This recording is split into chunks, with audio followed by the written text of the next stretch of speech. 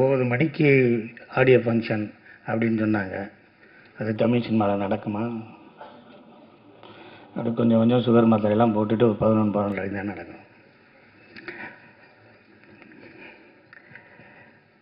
இந்த மயிலாஞ்சி இந்த படத்தை பற்றி என்ன பேசுகிறது அப்படின்னு இங்கே மேடையில் இருக்கிற எல்லா பெரியவங்களுக்கும் என்னோட முதற்கண் வணக்கத்தை சொல்லிக்கிறேன். ஒவ்வொருத்தரையும் பற்றி பேசணும்னா நான் 5 வரி பேசுவேன், 10 வரி பேசுவேன், 15 வரி பேசுவேன், 20 வரி கூட பேசுவேன்.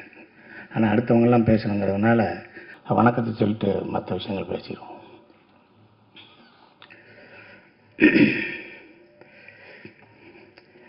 இது இந்த படத்தின் தயாரிப்பாளர் டாக்டர் அர்ஜுன் அவர்கள் என்னோட மாமா. பிரசாத்தில் ஆரம்பித்தது இப்போ தேட்டர், கமலா தேட்டர் வரைக்கும் வந்துருச்சு. வாழ்த்துக்கள் மாமா. முதல் ஒரு 8 வருஷத்துக்கு முன்னாடி 10 வருஷத்துக்கு முன்னாடி என்னென்னா, நாங்கள் எங்கள் சொந்த ஊர் வந்து சேத்தூர், ராஜபாளையம் பக்கத்தில். அங்கே எங்கள் தாத்தாவோட அப்பா காலத்திலே நாங்கள் புலம்பெயர்ந்து அங்கே சரியாக மழையெல்லாம் பெய்ய மாட்டேன்னு சொல்லிட்டு தேனி பக்கத்தில் பெரியவளத்தில் வந்து செட்டில் ஆகிட்டோம். மழை பெஞ்சாலும் பெய்யாட்டியும் நான் அந்த ஊரில் தான் இருப்பேன்னு சொல்லி அவங்க தாத்தா அவங்க அப்பாவோட சேத்தூர்லே இருந்தார். அவங்க அப்பா தமிழ்நாடு டிரான்ஸ்போர்ட் கார்பரேஷனில் ஒரு டிரைவர், எங்கள் அப்பா தமிழ்நாடு டிரான்ஸ்போர்ட் கார்பரேஷனில் ஒரு கண்டக்டர், எங்கள் தாத்தா அதே டிரான்ஸ்போர்ட் கார்பரேஷனில்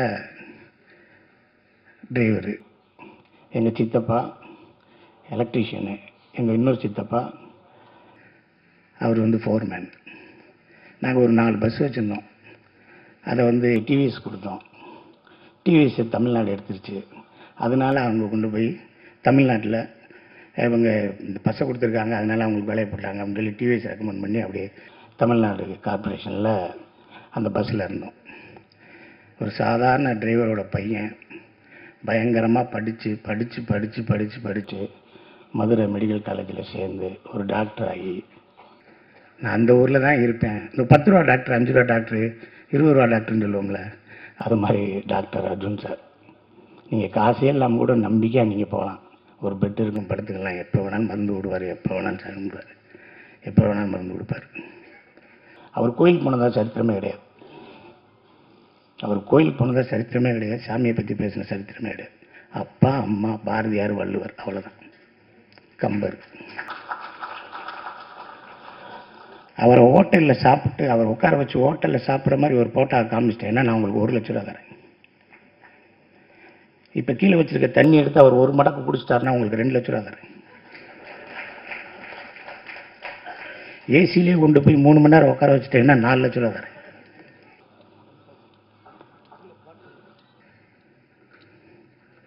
எதுவுமே செய்யாது. ஒரு சாதாரண மனிதனை மாதிரி ஒரு சாதாரண மனிதனே கிடையாது. இப்போ ஒரு காமெடி அவர் வார்த்தையெல்லாம் வருதில்ல, அவங்கெல்லாம் மனித இனத்துக்கு அப்பாற்பட்டவங்கன்னு சொல்லுவார்ல, அது மாதிரி அவர் ஒரு தனி மனித ஒழுக்கம் வந்து அவரை மிகப்பெரிய லெவலுக்கு கொண்டு போயிருக்கு. இப்போ கூட நேற்று சென்னையிலேருந்து வந்திருக்காரு, இது சேத்தூர்லேருந்து வந்திருக்காரு. எனக்கு தெரிஞ்சு நேற்றே தயிர்ச்சோறு புளிச்சோறு கட்டி வந்துருவார்னு நினைக்கிறேன். எங்கேயுமே சாப்பிட்டுக்க மாட்டார், இனிமேலும் சாப்பிட மாட்டார். நீங்கள் ஏதாவது ஒரு அன்பாக ஏதாவது கொடுத்துருங்க, காய் வாங்கி வச்சுட்டு பின்னாடி வச்சுக்கிறாரு, அதுக்கப்புறம் யார்கிட்டயா கொடுத்துருவார். 8 வருஷத்துக்கு முன்னாடி 10 வருஷத்துக்கு முன்னாடி என்னை பார்க்குறாரு. நான் என் குலதெய்வம் கோயிலுக்கு போகிறேன், என்கிட்ட வந்து மாமா எனக்கு ஒரு படம் பண்ணுங்க அப்படின்னாரு. பண்ணிடுவோம் மாமா. எவ்வளோ செலவாகும் அப்படின்னாரு. இவ்வளோ ஆகும் அப்படின்னா, சரி மாமா பண்ணிடலாம். கையில் எங்கள் மாமா என்கிட்ட ஒரு கதை சொல்லுவார். மாமா இந்த கதை வந்து அப்படி இருக்கு மாமா, இப்படி இருக்குன்னு 4 வருஷமாக பேசுகிறோம். இல்லை மாப்பிள்ள, அது வந்து கண்ணை பார்க்குது, காதை பார்க்குது, மூக்கை பார்க்குது, காலை பார்க்குறான், அப்படியே பின்னாடி தான் பார்க்குறேன், ஆனால் மூஞ்சியை பார்க்கல மாப்பிள்ள. மாமா ரொம்ப குழப்பறீங்க மாமானே. அப்படியே போச்சு. எனக்கே நல்லதாக தெரிஞ்சு மாமாவை வந்து நான் அவரை சினிமாவுக்கு கூப்பிட்டு வந்து, மாமாவுக்கு ஏதோ நல்லது நடந்துச்சுன்னா ஓகே, மாமாவுக்கு ஏதாவது ஒன்றுச்சுன்னா சிங்கப்பிள்ளி கரெக்ட் பண்ணி டாக்டர் காலி பண்ணிட்டான்னு சொல்லிடுவாங்க. ஆக நான் லேட் பண்ணது கூட மாமாவுக்கு நல்லதான். மாமா வந்து படம் எடுத்தேன்னாரு, நான் எடுக்கலை. ஆனால் ஏன் எடுக்கலைன்னா அவர் சொன்ன கதையை நான் பண்ணாதனால நான் எடுக்கலை. ஆனால் அஜயன் பாலாவை சந்திக்கும் போது அஜயன் பாலா சொன்ன கதையை கேட்டிருக்காரு, அதான் எடுக்கிறாரு. அப்போ என் மாமா மேலே எனக்கு கோபம் வருமானதான். ஆனால் இருந்தாலும் இந்த மயிலாஞ்சிக்கு அவர் சேர்த்த ஒரு கூட்டணி இருக்க, செலியன்,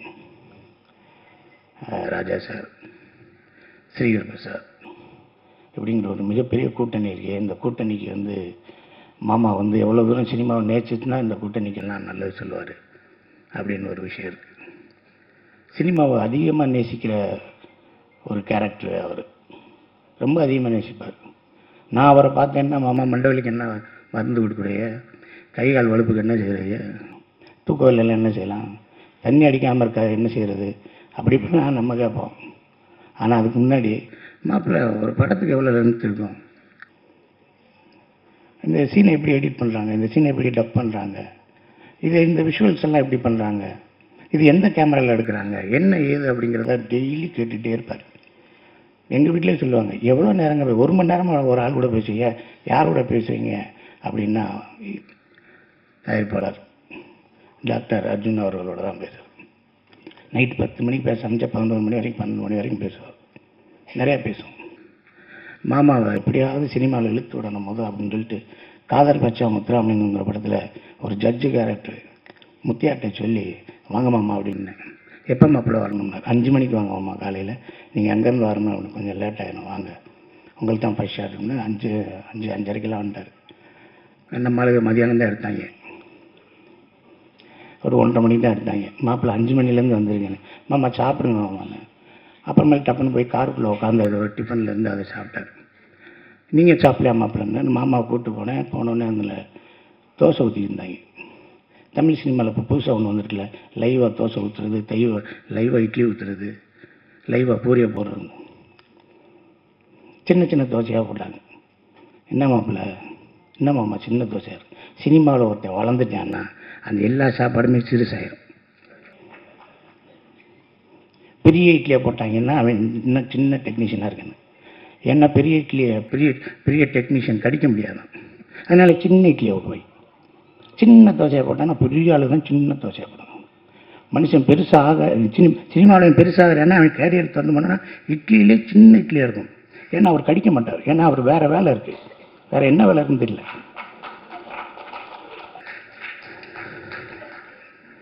போன உடனே தோசை ஊற்றிருந்தாங்க, ஒரு தோசை ஊற்றுங்கண்ணே, தோசை ஊற்றுனாங்க. அப்புறம் இன்னொரு லைட்மேன் வந்தார். அண்ணே ஒரு வெள்ளைக்கருவு மட்டும் ஊற்றி ஒரு தோசையை போடுங்கன்னாங்க. அதையும் பார்த்தாரு. அண்ணே வெள்ளைக்கருவு மஞ்சள் கொண்டு கொஞ்சம் கலக்கி வெங்காயத்தோடு சேர்த்து ஊற்றுங்கன்னாங்க. அதையும் பார்த்தாரு. ஏன் மாமா இப்படி ஒவ்வொருத்தருக்கும் தோசை சுடுவாங்களாண்ணா.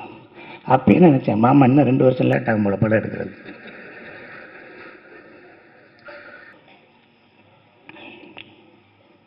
அப்புறம் எங்கள் மாமா வந்து 2 மணி நேரம் பேசுவார்.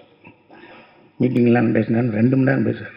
என்னைய விவேக், ஸ்நேகனை, லிங்கம் சாமி சார் எல்லாத்தையும் கூப்பிட்டு கம்பத் திருவிழா, பாரதி திருவிழா, வள்ளுவர் திருவிழான்னு சொல்லி அடிச்சு நொறுக்குவார். ராஜபாளையம் சேர்த்து விருதுநகரிலே கல்லைக்கு எடுப்பார். ஒரு 1.5 கிலோமீட்டருக்கு கொட்டடிச்சு இழுத்து போவார். டங்கடா டக்கடா டங்கடா டக்கடா டங்கடா டக்கடா. மாமா வேர்க்குது மாமா, இருந்தாலும் பரவாயில்ல வாங்க மாப்பிள்ள அப்படின்னு சொல்லி இழுத்துட்டு போய் பெரிய மீட்டிங்கை போட்டு தாய் தந்தையர்களை பேச வச்சு அதை வச்சு இதை வச்சு MP MLA எல்லாம் கூப்பிட்டு பெருசாக பண்ணிடுவார்.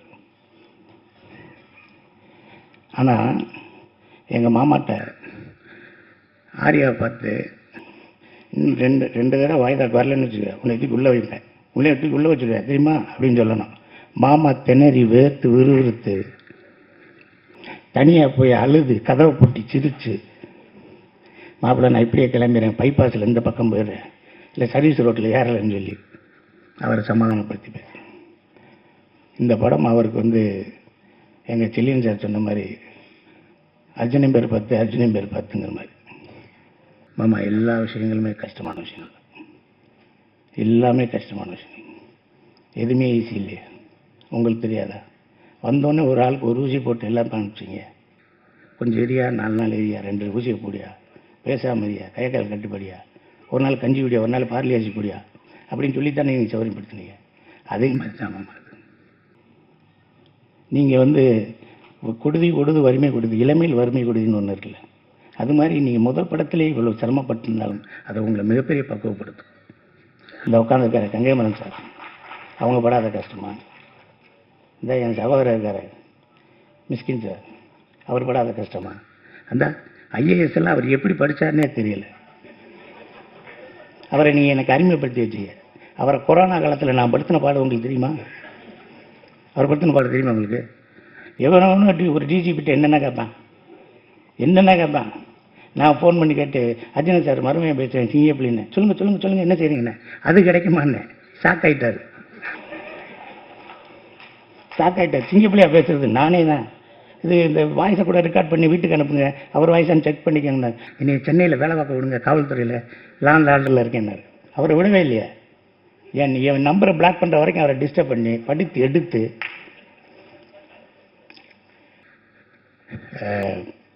அன்னைக்கு நடந்து போயிட்டு இருக்கையில் அந்த ₹1 தூக்கி இவர் ₹1 கொடுத்தாராம், அவர் ₹1 வச்சுக்கிட்டாராம். அந்த காசை வச்சுக்கிட்டு எப்படி இருந்தீங்க? இன்கம் டேக்ஸ் ரேட்டெல்லாம் வந்தால் என்ன ஆயிருக்கும்? நானும் எத்தனையோ பேரோட நடந்து போகிறேன். என்கிட்ட தான் ₹10 வாங்கிட்டு போகிறாங்க. எனக்கு ஒருத்தன் கூட காசு கொடுக்கல. தமிழ் சினிமாவில் ஒரே ஒரு விஷயம், பெரிய இயக்குநர்கள்ட்ட இருந்தால் படம் கிடைக்கும். அடுத்து எங்கள் அன்னை சீமான் என்னை வீட்டில் வெங்காயம் உரிச்சா படத்தில் டைரக்டர் ஆகிடலாம். நீங்கள் ஒன்றுமே வேணாம். எங்கள் அண்ணன் வீட்டில் போய் தினம் போங்க, சாப்பாடு போடுவார், அது போடுவார், இதை போடுவார். சாப்பாடுன்னு சாதாரண சாப்பாடெலாம் கிடையாது. ஒரு தடவை என்ன செஞ்சார், பாலா சார்ட்ட வேலை பார்த்துக்கிட்டு இருக்கையில் அண்ணன் சீமான் என்னை வீட்டுக்கு போயிட்டேன். மத்தியானம் சாப்பிடுவோம்டா அண்ணாரு. சாப்பிடுவோம்னே. சரி ஏதாவது வாங்கிட்டு வந்துரு, நான் சாப்பிட்டு வந்தேன். வா காலையில் OMC வாக்கிங் போகலாம். ஓடணும்டா நீ அப்படின்னு என்னை கூப்பிட்டு போயிட்டார். மதியானம் போய் சாமி வாங்கிட்டு வரானு.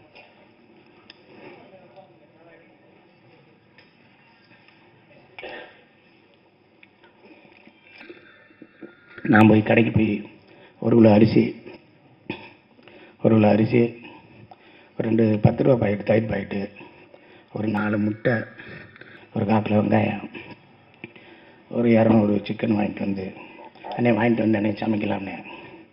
ஏடா தம்பி நீ இப்படி லூஸ் பேலாக இருக்க? இப்போ 11 மணிக்கு வந்துடுவாங்கடா தம்பியெல்லாம், போடா முதல் நான் சொல்கிறத எழுதுறான்னு. ஒரு 60 முட்டை,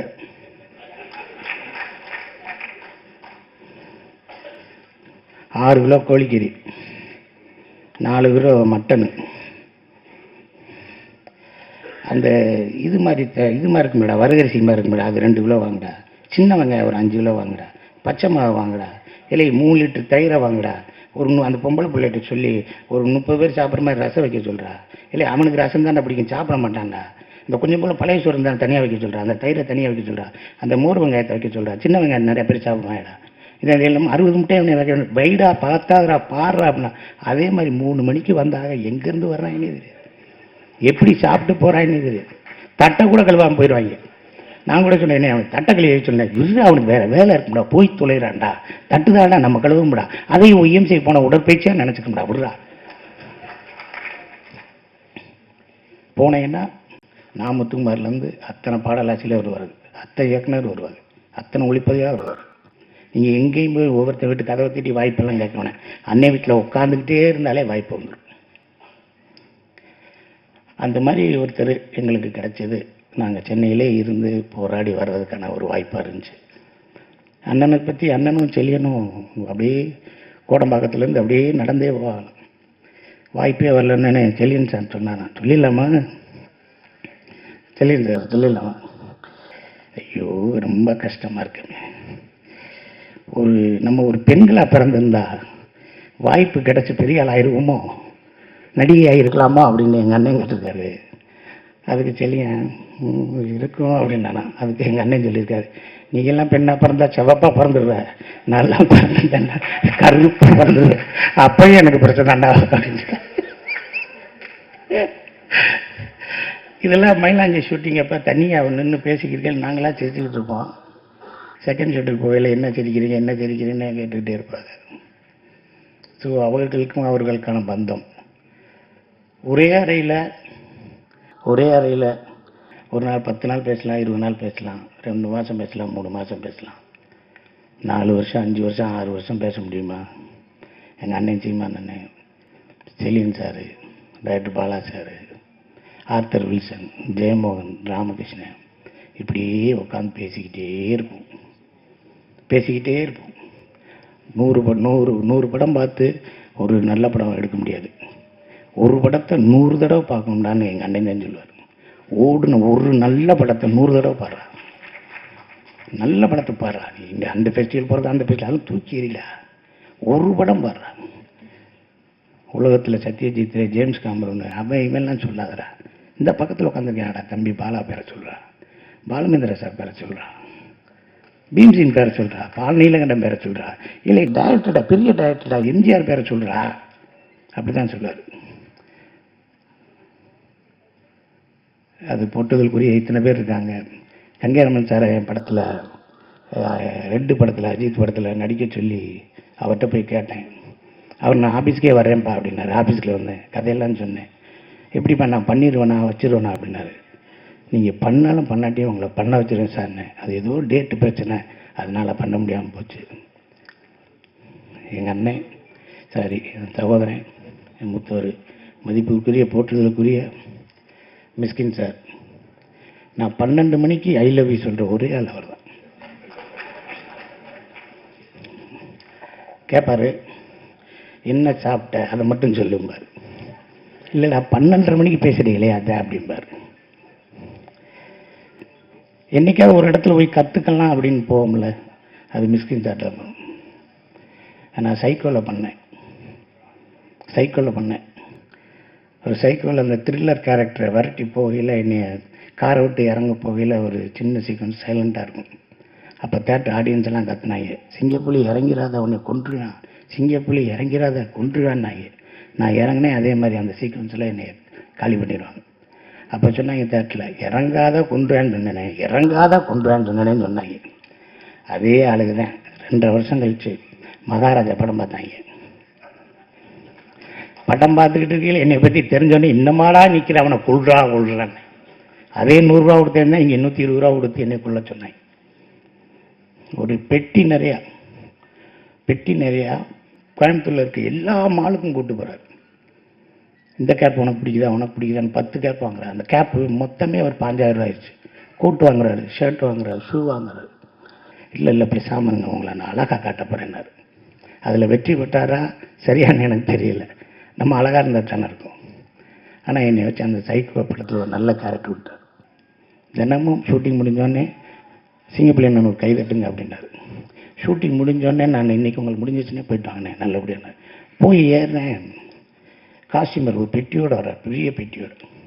நான் போட்டிருந்த பேண்ட்டு, சட்டை, டிஷர்ட்டு, ஷார்ட்ஸு, கீட்ஸு, கேப்பு இப்போ எல்லாத்தையும் வச்சு அண்ணன் உங்களுக்கு கொண்டு போய் சொன்னார்னாரு. இல்லை சார் ப்ரொடக்ஷன் ஹவுஸ் ஆரம்பிச்சிட்டாரு, அவருக்கு நிறைய தேவைப்படும், அவரை வச்சுக்கிற சொல்லுங்கள். எனக்கு வேணாம், ஒரு அடையாளத்துக்கு 2 சட்டை எடுத்துருவேன். இல்லை சார் அவர்கிட்ட பேச முடியாது சார், காரில் ஏறி போயிட்டே இருங்கன்னார். இந்த ஒவ்வொரு நிகழ்வுகள் தான் நம்மளை சினிமாவில் இன்னமும் இருக்குது. இந்த படத்தை எடுத்த தயாரிப்பாளர் அர்ஜுன் சார் அவர்களுக்கு, எங்கள் மாமா அவர்களுக்கும் எல்லாருக்கும் நான் நன்றியே சொல்லிக்கிறேன். லால்குடி இளையராஜா இந்த படத்தில், நாடு படத்தில் வேலை பார்த்தோம், இந்த படத்தில் வேலை பார்த்தோம். எனக்கு தெரிஞ்சு இளையராஜா, லால்குடி இளையராஜா வந்து நேர்மையின் மறுவுருவம். ஏதாவது ஒரு விஷயத்தை சொல்லி அந்த செட்டப்படுங்க, இந்த செட்டப்படுங்கன்னா இந்த செட்டுக்கு இவ்வளோ தான் ஆகும், நீங்களே வந்து செலவழிங்க, நீங்களே பார்த்துங்க, எனக்கு 5 பைசா தேவையில்லை அப்படின்னு சொல்லக்கூடிய ஒரு மிகப்பெரிய ஆள். எங்கள் அண்ணன் தனஞ்சய அண்ணன், ஆர்வி குமார் சார் அவர்களுக்கும், பேரரசு அவர்களுக்கும், எல்லாருக்கும், அம்மா அவர்களுக்கும்